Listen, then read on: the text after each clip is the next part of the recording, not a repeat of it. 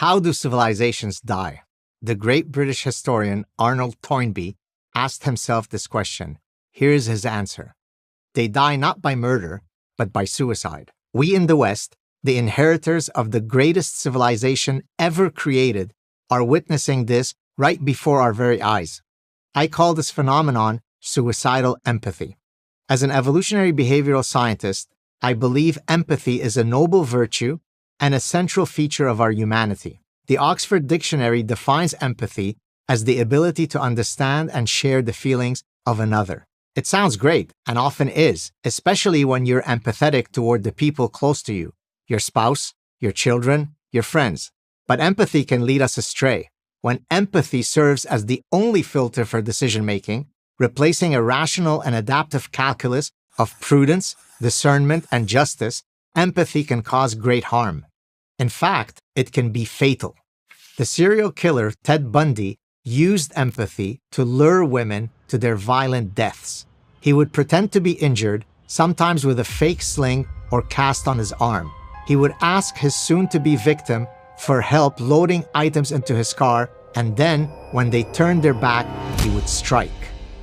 Bundy killed through kindness, exploiting the natural proclivity to be empathetic. Suicidal empathy endangers not just well-meaning individuals, it threatens entire societies, indeed, all of Western civilization. Let's look at a couple of general and then more specific examples. Mass immigration. In 2015, the Chancellor of Germany, Angela Merkel, instituted an open-door immigration policy, especially for Muslim migrants, most of whom had no intention of assimilating into their host societies. Perhaps her suicidal empathy toward migrants was meant as penance for her country's crimes against humanity. But a decade later, Germany, as well as most of Europe, nearly all of whom have followed Merkel's example, is dealing with the consequences: vastly increased rates of rape, murder, and social disintegration. Defund the police. In the wake of the death of drug-addicted felon George Floyd in May 2020, an idea arose, namely that a racist police system was murdering innocent people of color. Though this was easily refuted by the actual data, suicidally empathetic mayors and city councils in places like Los Angeles, San Francisco, and Philadelphia cut their police budgets. Who suffered? The very people who were supposed to be protected. Let's look at a few specific cases of suicidal empathy. Canadian-born Omar Khadr joined the Taliban and murdered an American soldier in Afghanistan.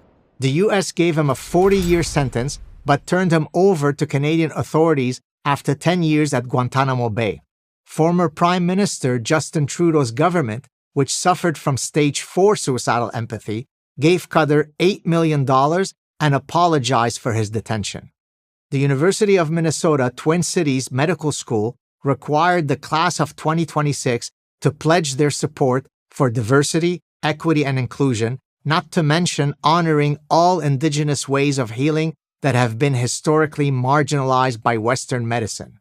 Because, as they wheel you into the operating room, what you really want to know is that your surgeon, who got there for some reason other than merit, is up on how the local tribes handled medical problems 500 years ago. Under the Biden White House, the Federal Aviation Administration implemented a recruitment program for people with severe intellectual and psychiatric disabilities. Imagine how safe you'll feel when that woke logic reaches the cockpit.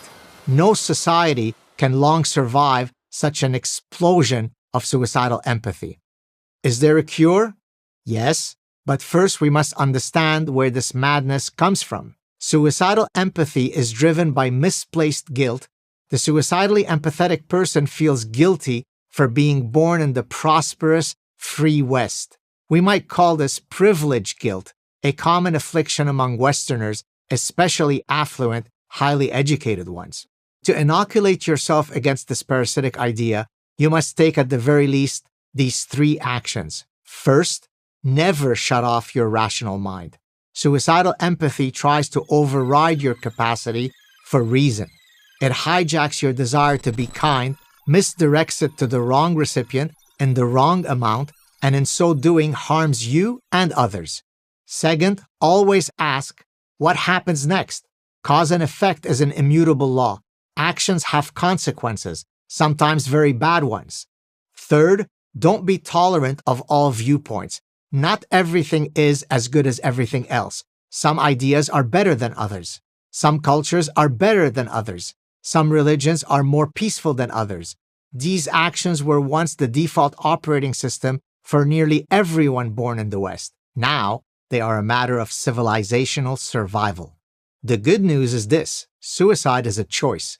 The West still has time to save itself, but not much.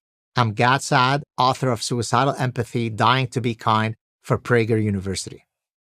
Thank you for watching this video. To keep PragerU videos free, please consider making a tax-deductible donation.